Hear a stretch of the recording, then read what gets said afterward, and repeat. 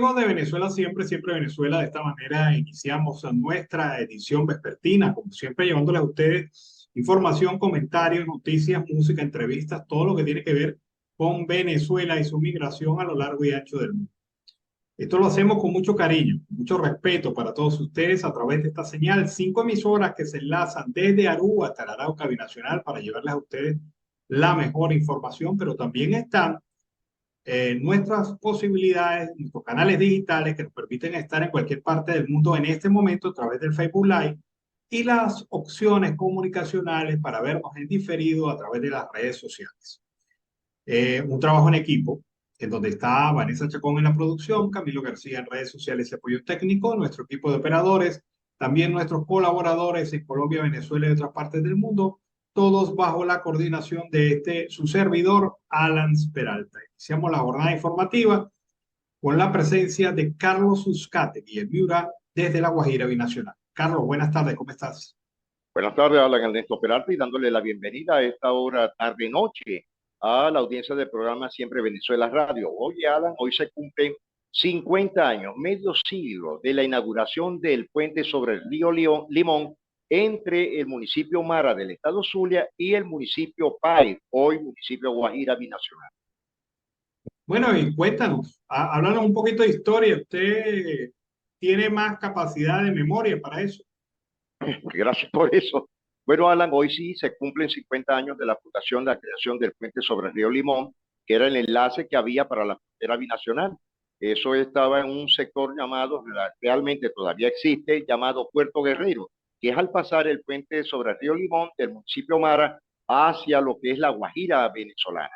Ese puente se creó bajo la coordinación del Banco de Fomento Regional Zulia, que eran bancos netamente del Estado en la sede principal en Maracaibo, bajo el fundamento del Consejo Municipal, del primer alcalde que tuvo la ciudad de Maracaibo, que fue Fernando Tumaceiro.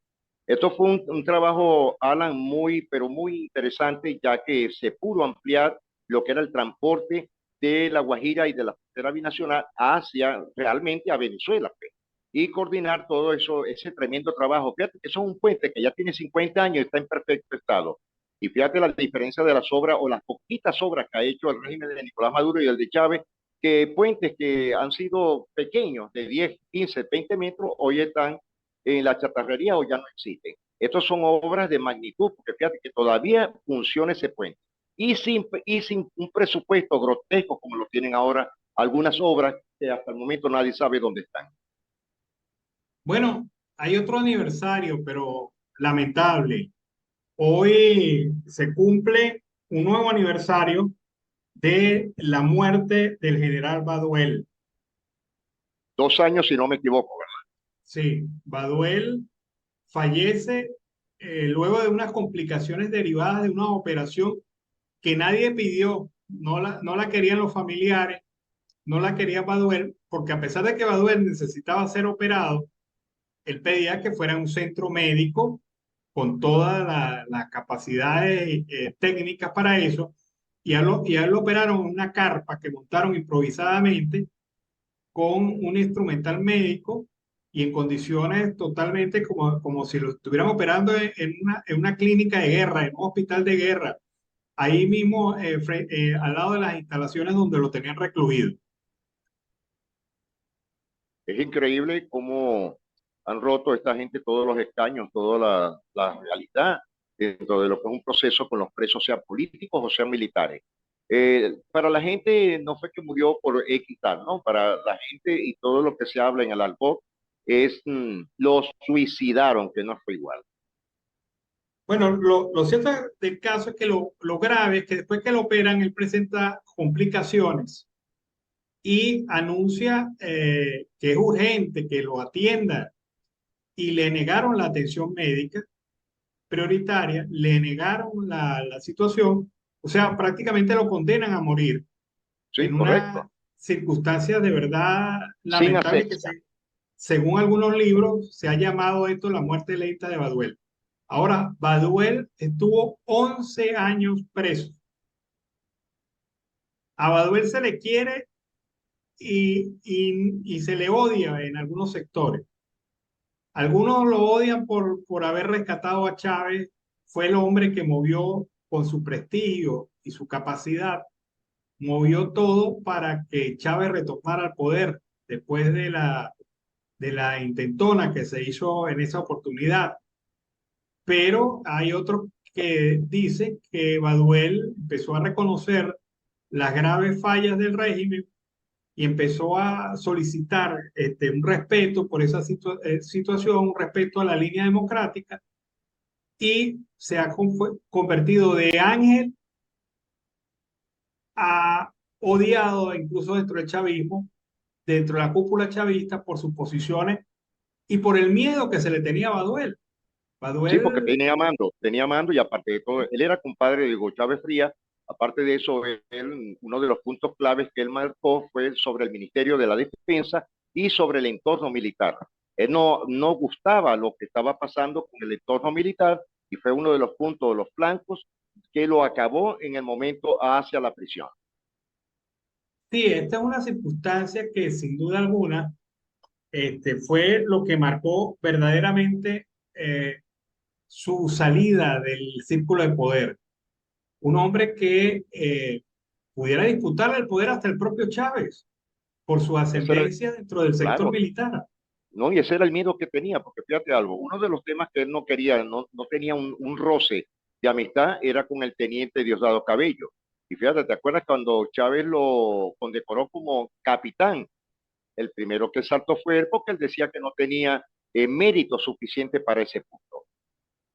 Bueno, pero ahí está la muerte de Baduel, que es uno de los temas, uno de los casos que conforman la demanda preparada por la Fiscalía de la Corte Penal Internacional en contra del régimen venezolano. El caso de Baduel es uno de los casos que está allí colocado y que marca, sin duda alguna, una violación a sus derechos humanos, una violación en términos generales a la dignidad del ser humano, porque a Baduel se le trató indignamente. Totalmente. Simplemente de ser general pasó a ser simplemente un preso político, o un preso de conciencia, o como lo queramos llamar. Bueno, ahí está la situación entonces con el general Baduel y su muerte, hoy reconociendo ya un nuevo aniversario de esta muerte que sin duda alguna ha marcado también esa ruta de deterioro institucional que tiene Venezuela. Hay otro tema importante, el tema que se vincula a la situación que está ocurriendo en el país sobre los trastornos mentales. Hay una enorme preocupación en las organizaciones de psicólogos y psiquiatras de Venezuela porque se ha sentido que durante los últimos 2 años se ha incrementado notablemente los casos, las consultas a estos médicos, a estos profesionales de la salud por crisis de ansiedad, por crisis de depresión y estrés, que son consecuencias lógicas pues, de todos los problemas que estamos viviendo en el país, Carlos. Sí, fíjate algo, ¿no? Que es tan real que yo esta mañana te pasé muy temprano una nota de prensa que me dio mucha tristeza conociendo a una colega periodista egresada de Luz que está en situación de calle por un problema de la realidad cuando le asesinaron a su hijo en La Guaira. Ella, Maracaibera, se fue para Caripito. Hoy, Alan, hasta el momento el CNP no se ha pronunciado. Me llegó esa noticia y la pasé a todos los grupos de información. Ya he tenido respuesta, pero eso es un punto de lo que tú estás hablando, la situación mental, la salud mental de los venezolanos. Alan, y hoy este ejemplo es vivo, te lo pasé temprano y es preocupante, porque no solamente son profesionales de la comunicación, son cualquier tipo de personas, comunidades, asociaciones, las propias personas de la tercera edad, sobre todo los que están padeciendo, y hay un grupo que hay que tener mucho cuidado, que es el grupo de los preadolescentes hacia la edad de los adultos contemporáneos, que es hasta los 25 años. Hoy día sin trabajo, hoy día con un estrés a diario, la situación por el combustible, la comida, están sin trabajo y esto marca una pauta dentro de lo que es el factor mental a cada persona que vive actualmente en el país. Fíjate que ha mencionado dos grupos que son señalados por parte de las autoridades médicas, Sí, especialistas en el sector de la salud mental. los jóvenes, los preadolescentes y los adultos mayores, la tercera edad. Las causas de la depresión, la ansiedad y el estrés en estos grupos son diferentes. Sí, En el grupo de la tercera edad, según lo dicen las mismas instituciones médicas, se está presentando mucho el síndrome del abandono. sí, Las personas de la tercera edad se sienten solas, se sienten abandonadas porque sus hijos han tenido que emigrar. Y a pesar de que algunos de estos hijos, no todos, pero algunos, tratan de ayudar a sus padres desde el exterior, la falta de contacto humano directo, la falta de el estímulo de la compañía y la conversación ha hecho que muchas de estas personas de la tercera edad sientan la soledad como uno de los principales motivos de su estrés, de su ansiedad y de su depresión. sí. Sobre Son, todo la depresión, Alan, la depresión los está acabando. He hablado con muchas personas de este tema y es bastante preocupante. bueno, y eso ocurre entre la gente de la tercera edad que es ayudada por sus hijos en el exterior. Pero ¿qué pasa cuando los hijos se olvidan de los padres una vez que están por fuera del país? Eso es correcto. O- Ocurre que estos padres, primero, económicamente se la ven muy dura porque viven de jubilaciones o de pensiones que no alcanzan realmente para poder satisfacer las necesidades de medicina y las necesidades de alimento de esta gente. Algunos incluso han tenido que vender su casa, Sí, señor. su propiedad, que esto es duro, después que tú transcurriste gran parte de tu vida luchando por tener tu propia vivienda y que para sobrevivir tengas que venderla y Ya precio de someterte, gallina flaca.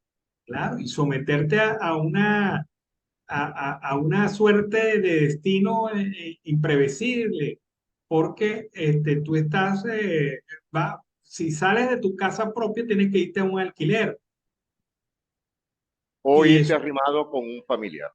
sí, y eso no es la mejor condición para una persona con este tipo de estrés. Eso es correcto. Y eso causa una depresión, un estrés, y aparte de todo, ahí llegan las enfermedades. Bueno, hay el otro caso del otro grupo de los jóvenes preadolescentes. ¿Qué pasa con este grupo? ¿Qué es lo que han determinado los médicos en las consultas? Que la mayoría de ellos sufren de ansiedad, de depresión y estrés por la falta de opciones de futuro. Muchos de ellos no encuentran, no se hallan en el país. Muchos de ellos se resienten con fuerza la crisis económica por ese afán consumista que a veces se le inyecta a los jóvenes de que tienen que tener el último modelo de ropa, el último modelo de teléfono, tener que aparentar imagen frente a otros jóvenes y esto los hace pues deprimirse y rebelarse incluso contra su familia acusándola de ser los responsables de la pobreza que pudiera sentir el joven. Exacto, eso es real. Allen, y fíjate que hay un punto que no hemos tocado. Y yo sé que tú lo has vivido allá en el norte de Santander y en otras ciudades que has visitado. Cuando tú ves a niños de 5, 7, hasta 10 años asomados en una vitrina o cuando entran a un supermercado, eso también los trastoca. ¿Sabes por qué? Porque ellos nunca habían visto eh, alacenas o los mercados llenos con productos de todo tipo, cosa que no lo han vivido en Venezuela. Hoy llegan al país o a otros países y ven eso, y eso también los toca, porque mami, yo quiero esto, yo quiero esto, tú lo has visto, Alan, y eso también tiene un trasfondo social. Bueno, pero hay un problema serio acá que l- el, primero no hay una política de Estado dirigida a atender la salud mental. Exacto, Son los que reciben de todas las áreas y necesidades del sistema de salud, son los que reciben menos presupuesto. Son personas, son profesionales que se encuentran sumidos en la necesidad de demostrarle al país que las enfermedades mentales es prioritario atenderlas. Aquí hemos visto casos en el norte de Santander de venezolanos migrantes que vienen enfermos ya, desde sí, allá, igual que aquí en el en materia departamento, mental, por no supuesto, aquí solamente en la el, física. sí, y fíjate, hay algo que hemos visto en habitantes de calle, que hoy son consumidores activos de drogas, estupefacientes, y otros que han perdido la memoria por otras circunstancias. Y lo hemos visto en el Caribe colombiano, tanto en el departamento de La Guajira y en otros como el Magdalena, el Atlántico y el departamento Bolívar. Una continuidad, van de municipio en municipio, Alan. Bueno, pero la falta de atención médica oportuna, de ansiedad, de depresión y estrés, tiene un resultado terrible, que es el Por índice supuesto. de suicidios que se ha incrementado en Venezuela. No tengo a la mano la estadística de la tercera edad, pero sí ha sido muy fuerte el incremento de suicidios en personas jóvenes.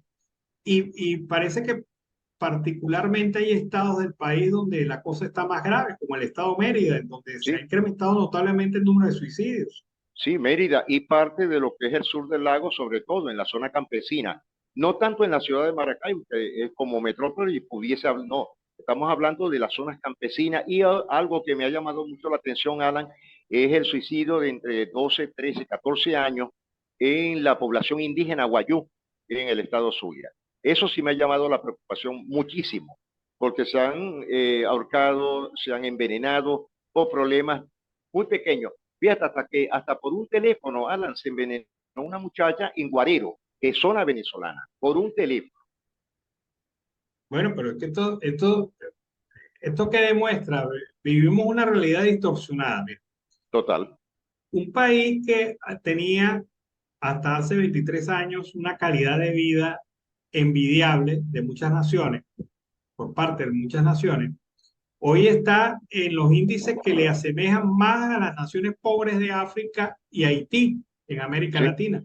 eso es Y en correcto. algunos indicadores increíbles, en algunos indicadores estamos incluso por debajo de Haití, lo que es o sea, Es lo que grave.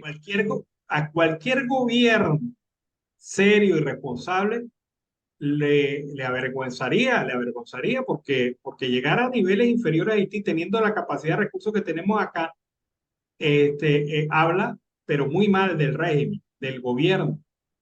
Y esto, pues, obviamente esta gente se pasa por el forro estas situaciones, estas estadísticas, pero tenemos un problema bastante serio, bastante grave sobre el tema. Es delicado.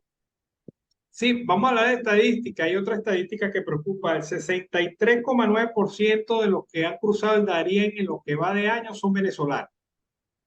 Fuerte, muy fuerte. Sí, es cierto, es una cifra real, totalmente. Y estamos hablando de 400.000 personas que han cruzado el Darién hasta esta fecha, ¿no? O Sí, sea, una situación de verdad bastante, pero bastante alarmante, porque te indica una migración desordenada, poco calculada y sobre todo riesgosa de venezolanos. sí, Todavía siguen secuestrados, por poner un ejemplo de estos riesgos, 10 venezolanos de Apure que fueron secuestrados por una banda criminal en México. sí, y están pidiendo $7,000 por cada uno.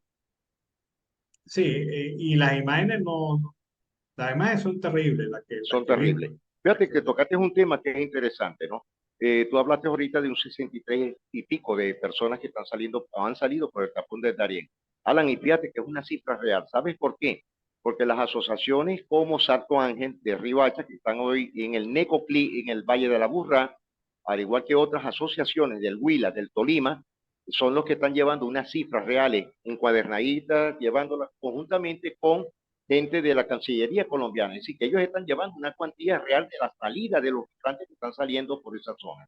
No tanto los migrantes venezolanos, es decir, estamos hablando de migrantes africanos, de migrantes del Cono Sur y de otros países que están llegando a esta zona para salir hacia el país del norte, es decir, hacia los Estados Unidos. Pero la cifra que dijiste es real, real totalmente, pero acompasada gracias a las organizaciones colombo-venezolanas.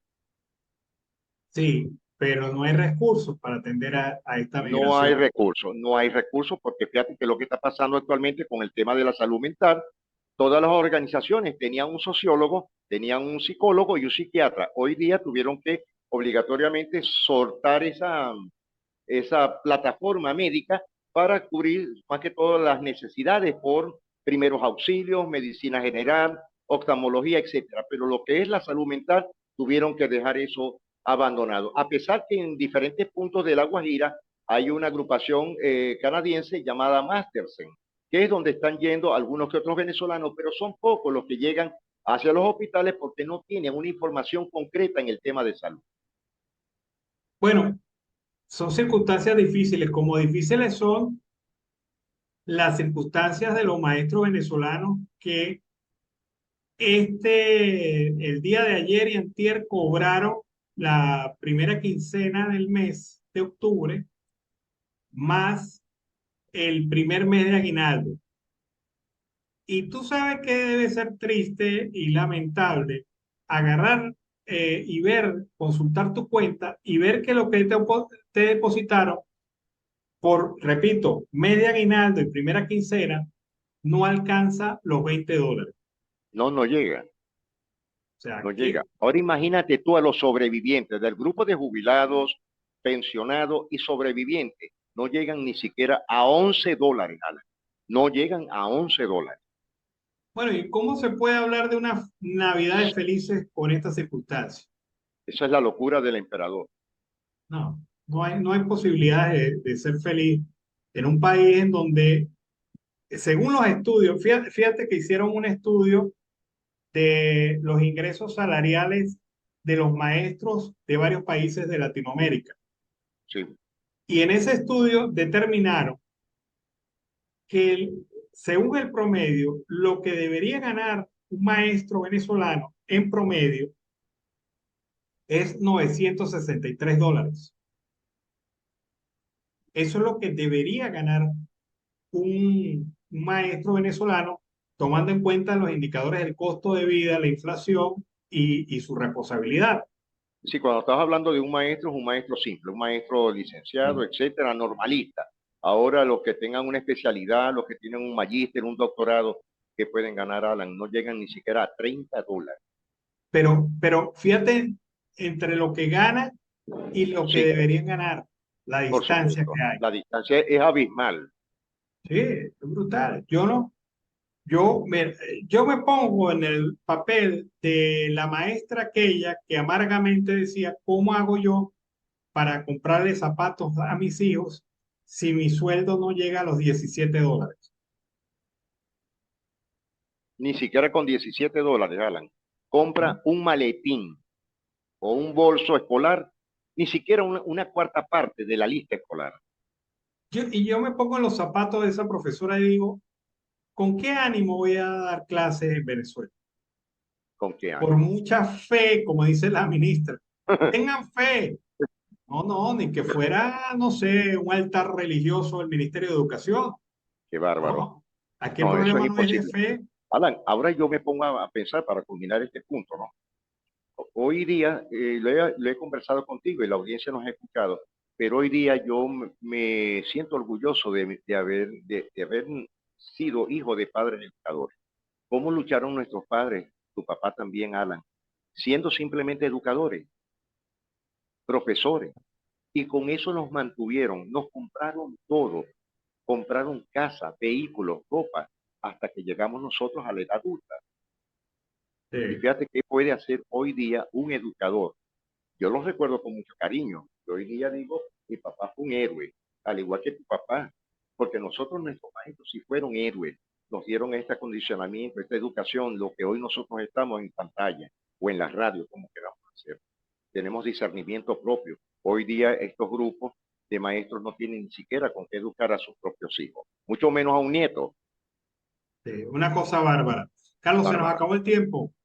Pues se hablan como siempre lo decimos todas las tardes y ahora veo que sí es una realidad.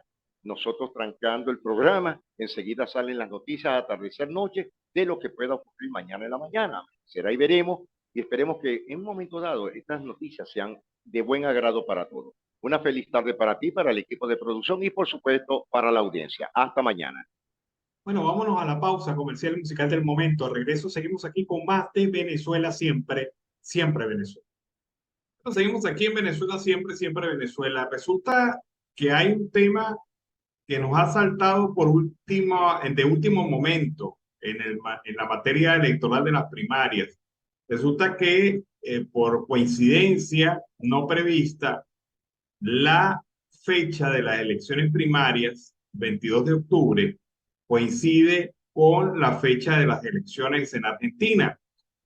Y esto pues ha provocado un debate sobre si se puede votar en Argentina en pleno proceso electoral del país. Ocurre que esto se sometió a la jurisdicción judicial y la justicia electoral argentina no autorizó que se realice la primaria de la oposición venezolana el próximo 22 de octubre, ya que ese mismo día están previstas las elecciones presidenciales argentinas. Esto lo ha reconocido Elisa Trotagamus, integrante del comité organizador de las primarias en Argentina, quien expresó que el artículo 71 del Código Electoral de este país establece que el día de las elecciones no se permiten espectáculos populares al aire libre o en recintos cerrados, fiestas teatrales, deportivas y toda clase de reunión pública que no se refiere al acto electoral durante su desarrollo y hasta pasadas 3 horas de estar clausurado.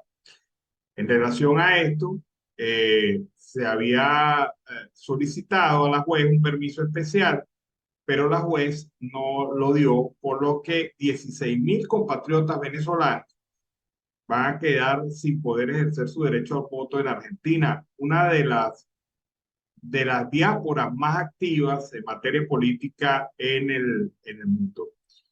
Se ha solicitado y se analizó en la Comisión de Primarias la realización de estas elecciones, por lo menos en Argentina, de manera adelantada.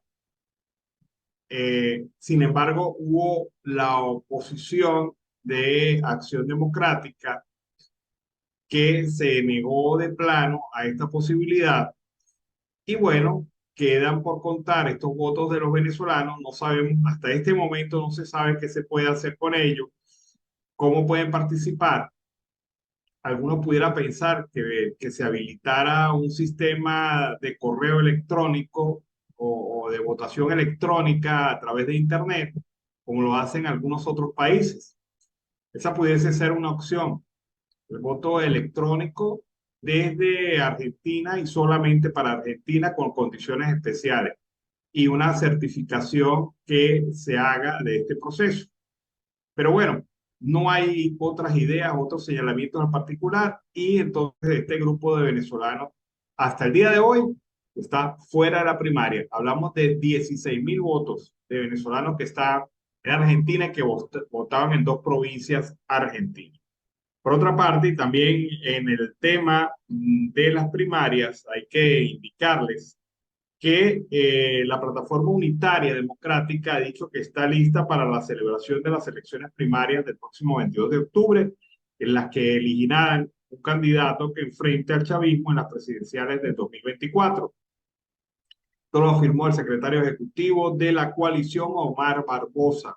Vamos a demostrar que estamos listos para la primaria, estamos listos anímicamente, estamos listos logísticamente, estamos listos organizativamente, estamos listos técnicamente, tenemos a la gente en sus puntos de trabajo y lo único que nos falta es que la gente participe, aseveró el dirigente en un comunicado de prensa de la Plataforma Unitaria Democrática. Vamos ahora a escuchar este reporte. Otro que se pronuncia también en apoyo a las primarias es Juan Pablo Guanipa, dirigente de Primero Justicia, quien manifiesta que en este momento, a pesar de no tener candidato la tolda aurinegra, van de frente con las primarias. Escuchemos a Juan Pablo Guanipa. Aquí estoy en Parque Central, en Caracas. Atrás ven al Motogordo. Ayer nos reunimos en el Comité Político Nacional de Primero Justicia. Asumiendo la realidad de no tener candidato, hemos decidido mantener nuestro respaldo solidario comprometido a la elección primaria que se realizará el 22 de octubre. Los integrantes de Primero Justicia que se hayan responsabilizado de ser miembros de mesa, monitores, colaboradores en cualquier área, cumplirán con la tarea que les encomiende la Comisión Nacional de Primaria. y motivamos a todos los venezolanos dentro y fuera del país a que ejerzan su derecho al voto. La primaria es parte del camino hacia una candidatura unitaria que nos sirva para terminar con la tragedia que ha significado Nicolás Maduro. Quien triunfe en la primaria se convertirá en el candidato o la candidata de la gran mayoría de venezolanos que anhelamos un cambio político para que Venezuela entre al siglo XXI y abra las puertas a la democracia, a la libertad, al progreso y a la felicidad de todos los venezolanos. Nuestra consigna es unidad y voto. Venezuela triunfará. Es la hora de la resistencia. ¡Viva Venezuela libre! Bueno, seguimos aquí en Venezuela, siempre, siempre Venezuela. Mañana hay una reunión anunciada por el grupo de respaldo a los huelguistas de PDVSA, a los que están haciendo la huelga de hambre, las instalaciones de la Universidad Central de Venezuela. Mañana se ha confirmado una reunión para una asamblea nacional para tomar decisiones sobre el tema de la protesta de estos huelguistas, pero ya a nivel nacional y en conjunto. Quienes vayan a estar al frente para tomar decisiones por parte de PDVSA y la Asamblea Nacional, y que sea dar la justa remuneración y terminar esta situación que afecta a 37.000 jubilados y sobrevivientes por respeto a nuestra edad, respeto y paz. El llamado a seguir respaldando la lucha mañana, viernes, a las 6:30 de la mañana, en protesta en el edificio de La Salina, solidarizándonos con nuestros hermanos huelguistas en la UCB. Que PDVSA nos pague lo necesario, los jubilados exigimos, y el respeto para la clase trabajadora que dio tanto por el país. ¿Qué se pide? Que PDVSA pague $660 mensuales de apoyo por intereses de las deudas que se mantiene por parte de la empresa petrolera con ellos a raíz de la suspensión del pago de lo justo que le corresponde por intereses de las prestaciones sociales, de su fondo de prestaciones sociales. Que PDVSA regrese la asistencia médica integral. Esa es otra solicitud que también se hace en relación a este tema. Hoy fue John Álvarez. Mañana puede ser tú. Bajo esa denominación, estudiantes de distintas facultades de la Universidad Central de Venezuela han llamado a participar en una protesta pacífica y creativa mañana viernes a partir de las 10 de la mañana en el pasillo de la Escuela de Derecho de la Universidad Central de Venezuela. La invitación la hacen los estudiantes para estudiantes. Vamos a ver en qué consiste la actividad de mañana. Escuchemos. Donde le decía, si te mueves, se dispara. John es estudiante de Derecho en la UCSAR y paralelamente también es estudiante de Antropología en la UCB. John está preso injustamente. Por eso hoy, como estudiante de Derecho de la UCB, te invito a ti, este viernes 13 de octubre a las 10 de la mañana, a una protesta creativa donde realizaremos pancartas en apoyo a nuestro compañero. El punto de encuentro será en el pasillo de Derecho de UCB. Puedes apoyarnos, trayendo desde un papel bond hasta simplemente estar presente. Hoy es John, mañana podemos ser cualquiera de nosotros. Libertad para John. Bueno, los estudiantes entonces invitando para una actividad mañana a partir de las 10 de la mañana en el pasillo de la Facultad de Derecho de la Universidad Central de Venezuela para ejercer acciones de protesta y reclamo por la situación que vive John Álvarez. Bueno, seguimos aquí en Venezuela, siempre, siempre Venezuela. Cayó la producción petrolera en Venezuela, esto según las cifras de la OPEP, la Secretaría de la OPEP, y esto indica que de 800.000 barriles en promedio que teníamos en producción, ahora tenemos 746.000 barriles diarios, lo que aleja al gobierno nuevamente de la meta de superar el 1.000.000 de barriles. Lo que estamos viendo, y es lo que explican los analistas, es que el gobierno se le ha hecho un reto subir el 1.000.000 de barriles diarios de producción y no lo ha podido hacer por diversos factores. Pero obviamente entre los factores principales está la incapacidad, la falta de mantenimiento de la infraestructura y sobre todo la estrategia de abandono que ha tenido el régimen de las instalaciones petroleras. Y ahora cuando las necesitan se encuentran con que se perdieron muchos años de inversión y esto hay que protegerlo y cuidarlo regularmente como quien tiene su propio negocio. Hay que alimentarlo, hay que protegerlo, hay que darle aliento, hay que pulirlo, pero el gobierno se olvidó de esto.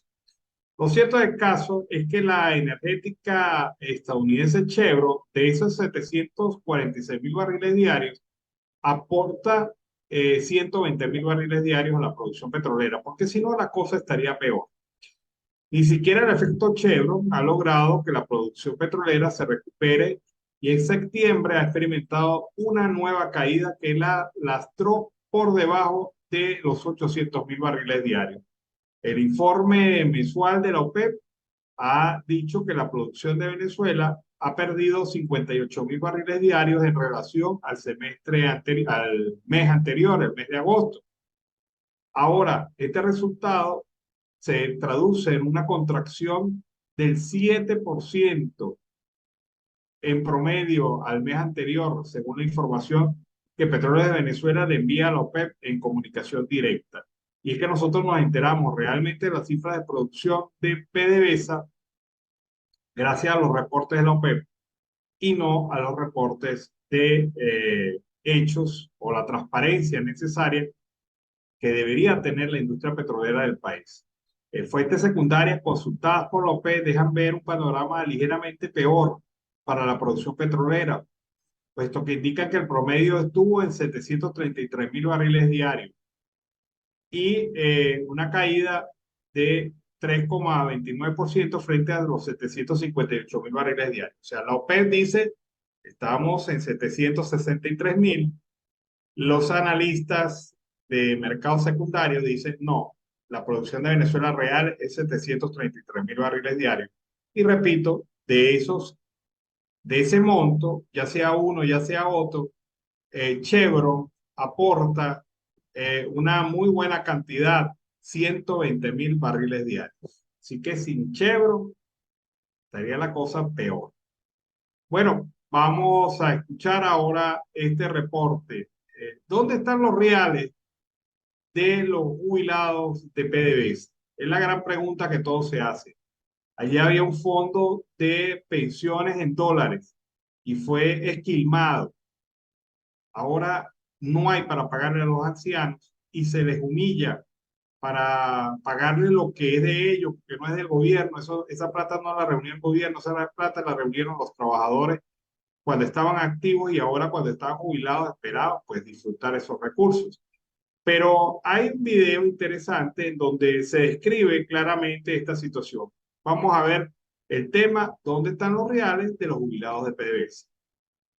PDVSA. PDVSA es la principal empresa petrolera de Venezuela. Venezuela es el país con los recursos de petróleo más grandes del mundo. ¿Qué le pasó a esos jubilados? Comento rápidamente que estaban allí, tienen más de 30 años trabajando en esa empresa. Parte de su contrato era un fondo de jubilación, un fondo de ahorro. Básicamente, a lo largo de todos los años tú trabajando allí, se te descuenta una parte de tu sueldo. Ese dinero se acumula, tú vas ganando intereses. Cuando te retiras de la empresa, te jubilan, todo ese dinero acumulado que es tuyo, la empresa te lo debería devolver. Adivinen qué pasó. El dinero no está ya.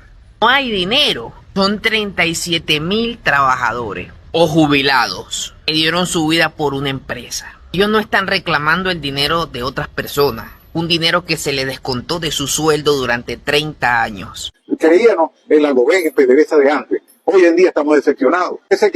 Yo creo que nosotros vamos a ir presos primero que cualquier corrupto en la empresa. Y yo lo invito para decirle, ¿cómo levantamos esto? Hay compañeros, ingenieros jóvenes, hijos de trabajadores, que les duele esto. Hagamos este ejercicio para ver cuánto se le debe a esa gente más o menos. Si se le descuenta del sueldo, ojo, estoy yo sacando una cuenta, $20 quincenales, serían 40 mensual. O sea que al año son 480. Si multiplicamos 480 por 30 años, Son $14.400. Ojo, y no estoy metiendo el interés, porque ese dinero acumulado agarra un interés allí en el banco. Ahora, esos 14.400, multipliquémoslo por 37.000 jubilados de PDVSA. 530 millones de dólares, sin meter el interés. Eventualmente, tú te preguntas, ¿dónde está ese dinero? ¿Es justo que estén esos señores mayores pasando hambre, pasando una necesidad tan fuerte allí en una protesta? Personas que dieron su vida por una empresa como PDVSA, que PDVSA es de los venezolanos, PDVSA debería ser un orgullo nacional. ¿Dónde está el dinero? Bueno, debería ser orgullo nacional, pero ahora es vergüenza nacional. Por un lado, la caída espeluznante de la producción. No han podido superar el 1.000.000 de barriles. Y eso que ya nos hablaban de 1.500.000 y de 2 millones de barriles. Recuerdo yo que eso lo dijo el otrora célebre Tarek El Aissami. Pero ahora está también el tema de los jubilados y los pensionados, que no se les paga lo justo, lo que se les debe pagar, porque no pueden estar jugando con la plata que no es de ellos. Y eso es cierto. Bueno, Tamara Sujo ha señalado que la Sala de Apelaciones de la Corte de Justicia, la Corte Internacional de Justicia, ha rechazado el pedido del Estado venezolano para responder a la respuesta. Es decir, ellos querían responder a la respuesta de la Fiscalía al recurso de apelación que hizo el Estado. Además, ha fijado una fecha de audiencia para el 6 y 7 de noviembre para escuchar a las partes, para escuchar al Estado, a las víctimas o sus representantes legales sobre el recurso de apelación que plantea el Estado y que lo señala y ha introducido ante la Corte Internacional de Justicia, la Corte Criminal de Justicia. Bueno, vamos ahora a ver este trabajo. Hay una cosa de verdad bastante seria. Alertan sobre el deterioro de la salud del preso político Alonso Meléndez. Familiares del preso político y luchador social Alonso Meléndez demandaron atención médica para el dirigente, a quien el agosto pasado el tribunal lo condenó a 16 años de prisión. El luchador social Alonso Meléndez, condenado injustamente, requiere un gastroenterólogo ante dolencias estomacales e intestinales. Su salud se deteriora por la indiferencia del Estado. Exigimos un médico para Alonso. Escribieron en la red social X los miembros del Comité por la Libertad de Luchadores Sociales. Meléndez nació en Punto Fijo, Estado Falcón, es miembro del partido político Bandera Roja, además de ingeniero pesquero. Lo detuvieron de forma arbitraria el 5 de julio del año pasado. Entre sus estudios destaca un diplomado en docencia universitaria, otro en Derecho Laboral y Gestión del Talento Humano. Ejerció la administración pública en el Centro de Refinación de Paraguaná. Allí fue asistente de planificación y medición de obra. También trabajó como jefe del servicio del cliente y participación social en la empresa Hidrofalcón y se desempeñó como coordinador estatal de Corpo Pesca. Una juez de Caracas lo condenó junto con Néstor Astudillo, Reinaldo Cortés, Gabriel Bracho, Emilio Negrín y Alcides Bracho a 16 años de prisión sin posibilidad de atender la defensa y sin prueba alguna, que es lo más grave de esta situación. Ellos están pidiendo, estos familiares de este preso, Alonso Meléndez, han demandado, repito, atención médica, porque se encuentra en un estado de bastante preocupación por los familiares, dolencias estomacales e intestinales. Vamos a ver ahora a un viejo conocido. Se trata de Proyecto Venezuela, que se suma a las organizaciones que dan pleno respaldo a las primarias. Lo hace su líder, su presidente, Enrique Salas Roma. Como presidente de Proyecto Venezuela, deseo hacerle llegar este mensaje a todos los venezolanos, a los que viven en el país y los que están en el resto del mundo. Este 22 de octubre acudamos masivamente a votar en las elecciones primarias. Se trata de unas elecciones demasiado importantes. Queremos cambios para que tanta gente, la mayoría de los venezolanos en el país están pasando por problemas gravísimos, sin servicios públicos, sin agua, sin electricidad, sin hospitales que funcionen, un alto costo de la vida en donde tampoco hay empleo, y esto hay que ponerle un punto final. Y también en el resto del mundo existimos venezolanos que queremos volver a casa, que queremos reunirnos nuevamente con nuestra gente querida, que queremos reunirnos para que con entusiasmo reconstruyamos a nuestro país. De allí la importancia de ir a votar, de que juntos conquistemos la libertad y consolidemos la democracia. También con nuestro voto vamos a nombrar, a construir la unidad, una unidad que nace de abajo hacia arriba, porque con el voto vamos a decidir quiénes nos representarán en esa oposición que debe ser grande, con grandes ideales, en donde cada venezolano se sienta representado por esa unidad, que además no existan sospechas, sino todo lo contrario, que despierte esa esperanza genuina que tenemos cada uno de nosotros. Así pues que por los cambios, por la libertad, por la democracia, por esa unidad de verdad, para que el 2024 nos dé ese momento en el que salga el sol para todos, te invito a que vayamos a votar. Un fuerte abrazo. Bueno, teníamos tiempo sin escuchar al dirigente de este partido, este hombre que fue gobernador del estado Carabobo, Enrique Salas Romer. Bueno, interesante. Se suma a la serie de partidos políticos, Proyecto Venezuela, se suma a estas organizaciones que dan su firme apoyo a las primarias. Seguimos aquí en Venezuela, siempre Venezuela. La próxima semana va a haber un evento interesante. El día 18 de octubre, pocos días antes de la realización de primarias, se realiza el segundo debate entre los 12 candidatos a las primarias que aún quedan en el proceso, bajo el título Propuestas para Venezuela, un debate para avanzar. Se exige por parte del ciudadano venezolano proyectos concretos para resolver las deficiencias educativas del sistema sanitario y los servicios públicos, así como ideas para la mejora del salario. Estos son algunos de los temas que los ciudadanos esperan escuchar de los candidatos. Josefina Pérez se enteró de Propuestas para Venezuela, un debate para avanzar, un día después de haber sido anunciado. Aunque no ha analizado el fondo, los bloques temáticos, espera que los candidatos expliquen concretamente sus propuestas de salud y educación. Y esto es lo principal. Los candidatos Andrés Caleca, Andrés Velázquez, Carlos Prosperi, César Almeida, César Pérez Vivas, Delsa Solórzano, Freddy Superlano, Gloria Pino, Luis Faría, María Corina Machado, Roberto Enríquez y Tamara Adrián han sido invitados para plantear sus propuestas de estos bloques temáticos, comenzando con el relativo a la economía y la atención a la desigualdad.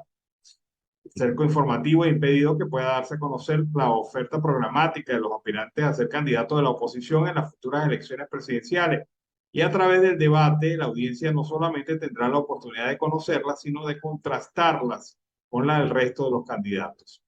Thais Pacero, una ciudadana venezolana, ha considerado que hay candidatos que no los he escuchado en la radio o he visto en las redes, pero quiero volver a escuchar cómo quieren resolver el tema del agua, el tema de la luz, los sueldos y lo que nos agobia. A diferencia de otros debates, esta propuesta para Venezuela, un debate para avanzar, que se va a realizar, repito, el próximo 18 de octubre a las 7 de la noche, Es un evento que será transmitido por el canal YouTube oficial del evento y también por los canales de YouTube de Tal Cual, Run Run, El Pitazo, Efecto Cocuyo, BPI TV, La Gran Aldea y El Diario. Otros medios serán pronto anunciados como ventana para informar a los venezolanos y vencer la censura. Será un evento televisivo de alta calidad siguiendo los estándares de producción aplicados en países con tradición para debates electorales en contextos democráticos como España, Francia y Estados Unidos. Este espacio de debate es posible gracias a la Universidad de los Andes, en conjunto con medios de comunicación como Tal Cual, Run Run, El Pitazo, integrantes de la Alianza Rebelde, Investiga, ARI, con el apoyo de 30 organizaciones de la sociedad civil venezolana. Una situación de verdad bastante interesante para analizar y ver el debate. Por otra parte, la vicepresidenta de facto, Delcy Rodríguez, se encuentra en Rusia y allí está participando en un foro de Semana Energética y en su intervención propuso desdolarizar el mercado petrolero. Si tú tomas todo el circulante de los Estados Unidos, es la expresión apenas del 20% de lo que transa el mercado energético mundial y esto no tiene sentido. Por eso este año ha tenido tanto impulso el tema de la desdolarización, porque permite quitar herramientas a los Estados Unidos. Acusó a Estados Unidos de tener una hegemonía completa sobre la corresponsabilidad bancaria y pidió hacer un frente común de naciones contra las sanciones impuestas por este país. Diría mi abuela, los burros se buscan para rascarse. Y bueno, Delcy Rodríguez está buscando crear un club de sancionados para enfrentar a los Estados Unidos. Afirma que Venezuela perdió 4.000 millones de barriles de petróleo y dejó de percibir 600.000 millones de dólares a consecuencia de las sanciones. Pero lo que no dice Delcy Rodríguez es que casi 1 billón de dólares se ha perdido en temas de corrupción desde que el chavismo llegó al poder. Y de ese billón, lo más reciente son los 24.000 millones de dólares perdidos por el despacho de petróleo sin garantía y los 5.000 de las criptomonedas. Ahí tendría 29.000 millones de dólares que no empobrece ni enriquece a nadie, como dicen en los autobuses los muchachos, pero que sí seguramente se les olvidó a Delcy Rodríguez mencionar que por la corrupción Venezuela había perdido la bicoca de casi 1 billón de dólares. Una cosa increíble en cualquier país del mundo y no tiene nada que ver con el tema de las sanciones, sino con el tema de la corrupción, que les duele mucho al régimen tocarla, mencionarla, acercarse, hablar de ella. Vamos a ver este reporte. Hoy es el día de la raza. Hoy es el día del encuentro de dos culturas. Hoy es el día de la resistencia indígena, como a algunos les gusta decir.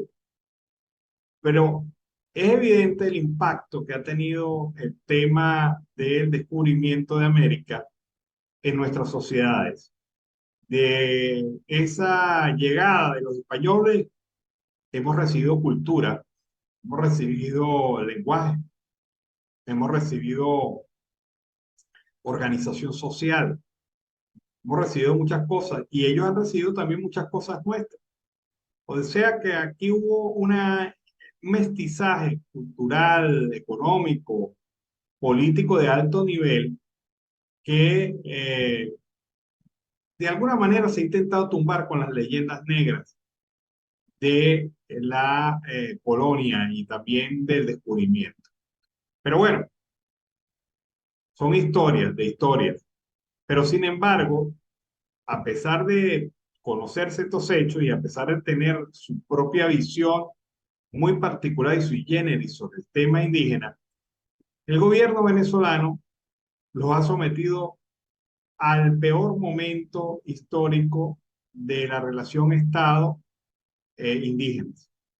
Los indígenas venezolanos se han sentido totalmente abandonados en materia de salud, de educación, de atención, de protección y seguridad. Es más, ven al Estado en muchas zonas del país como ente peligroso, adversario a sus tradiciones y sobre todo adversario a su defensa del medio ambiente, que ha sido expoliado por este régimen de diversas maneras, provocando muchos conflictos y muchos problemas en las comunidades indígenas. Hay un trabajo sobre este tema en donde, ante la pérdida de las tierras ancestrales, el acoso de los grupos de poder, incluso asesinatos, líderes y lideresas indígenas mantienen una constante lucha para salvaguardar sus territorios y sus costumbres. Veamos.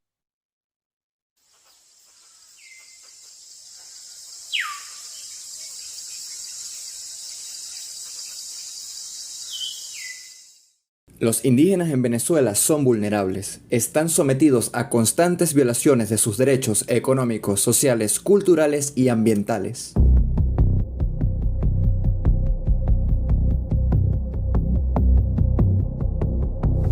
Y la pérdida de sus tierras ancestrales.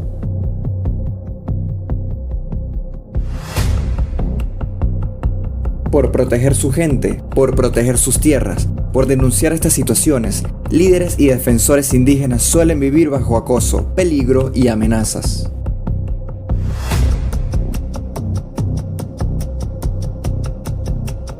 E incluso asesinatos.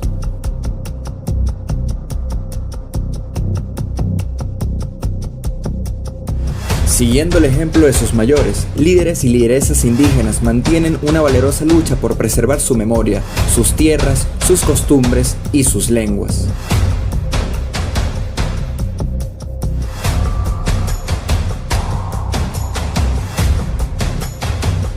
Y el futuro de sus pueblos.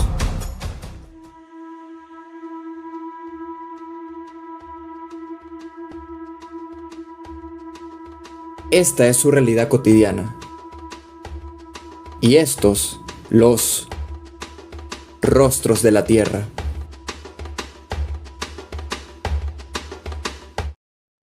Bueno, homenaje a los indígenas venezolanos en una situación precaria, en una situación difícil, complicada, perseguidos y agobiados por el Estado, que no los protege, sino que los desplaza para enriquecerse de manera brutal y muy poco socialista, entre comillas, y han querido que los indígenas sean los que paguen el plato de la explotación minera en sus tierras ancestrales.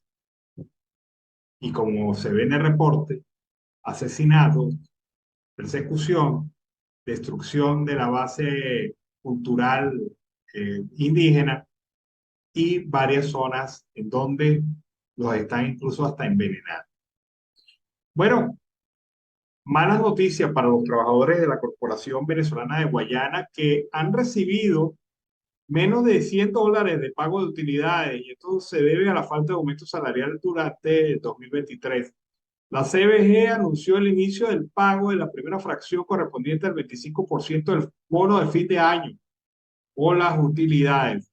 Este beneficio viene siendo pagado de forma fraccionada desde hace 4 años debido a la debacle productiva del holding, y esto es ilegal. El pago debe ser único, porque ocurre que la porción que tú recibas al final esté más devaluada, contundentemente más devaluada que la primera porción que recibes. O sea, que es una manera de construir una debacle en la entrega de estas primas de fin de año.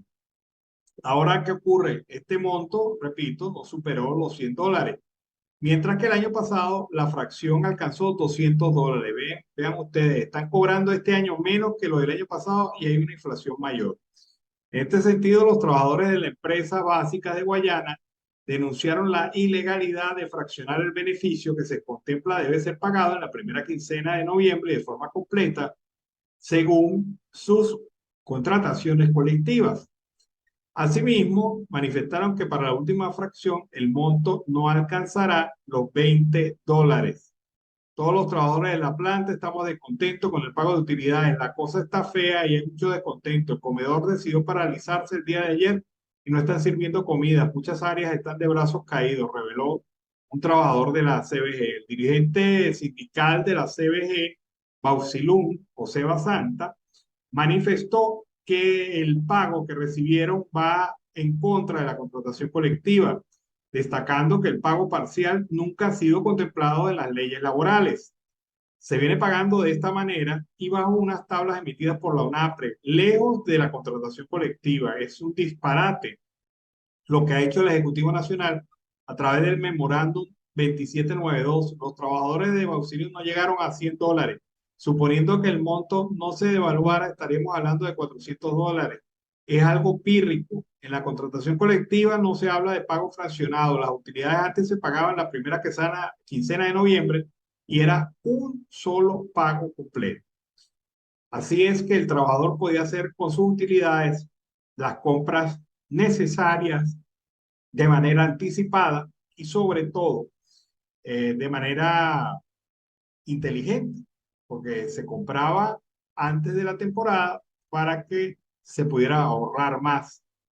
La CBG no dio información sobre cuándo serán las próximas fechas de pago ni los porcentajes a recibir.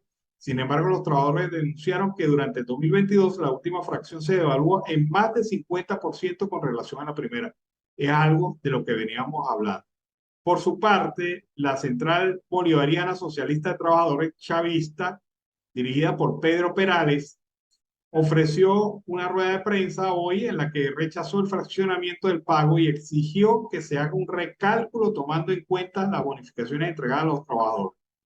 Hay que señalar que según la Ley Orgánica del Trabajo, los trabajadores se considera salario todos los pagos que recibe de forma regular y permanente, lo que obligaría a la salarización de las diferentes dádivas entregadas por el Estado venezolano, es decir, los bonos, pasarlos a salario. Pero esto es algo que de una manera ilegal, absurda y violatoria de todas las leyes nacionales e internacionales, hace el gobierno que transforma el bono con un pago que incluso es mayor que el pago del salario, pero esto no genera incidencia en las prestaciones sociales ni incidencia alguna en otros derivados de la relación laboral.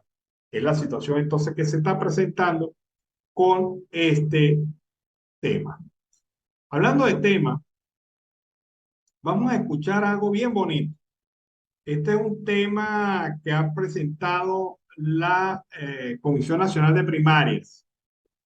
Un tema de ánimo, de esperanza, de optimismo. Vamos a escucharlo para seguir en la promoción de la ruta a las primarias el próximo 22 de octubre. Hoy ganamos un día más. Hoy ganamos un día más. Vamos entonces a escuchar las primarias. Es tiempo de vencer.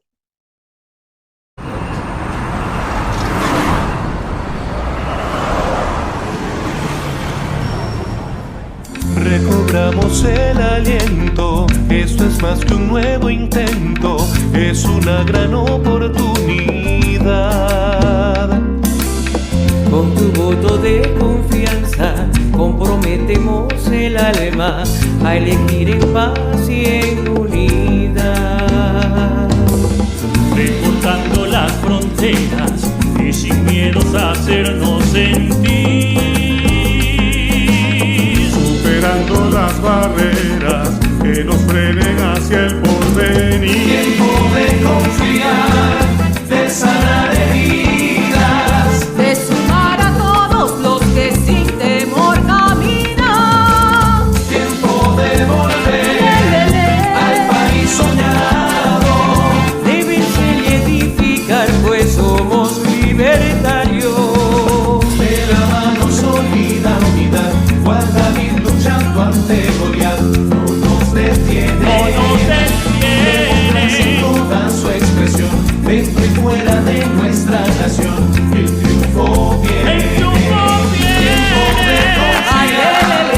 De sanar heridas, de sumar a todos los que sin temor caminan. Tiempo de volver al país soñado, de vencer y edificar, pues somos libertarios. de la mano sólida unidad, cual David luchando ante Goliat, no nos detiene.